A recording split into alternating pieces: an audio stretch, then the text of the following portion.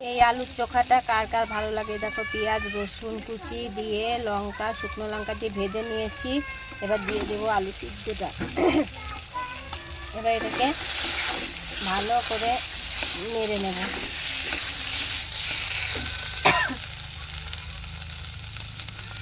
লবণ হলুদও দিয়েছি এর সাথে, পেঁয়াজের সাথে।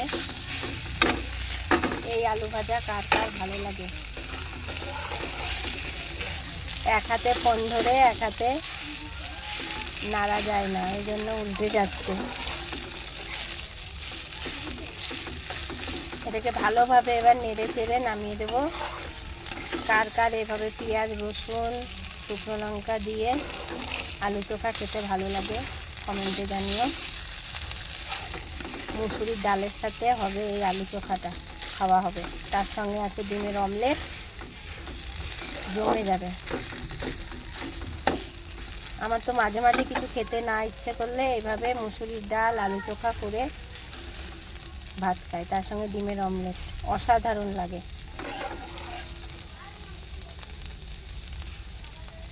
তোমরাও নিশ্চয়ই ভালোবাসো। ভিডিওটা শেষ পর্যন্ত দেখার জন্য অনেক অনেক ধন্যবাদ সবাইকে। সবাই ভালো থেকো, সুস্থ থেকো, পাশে থেকো।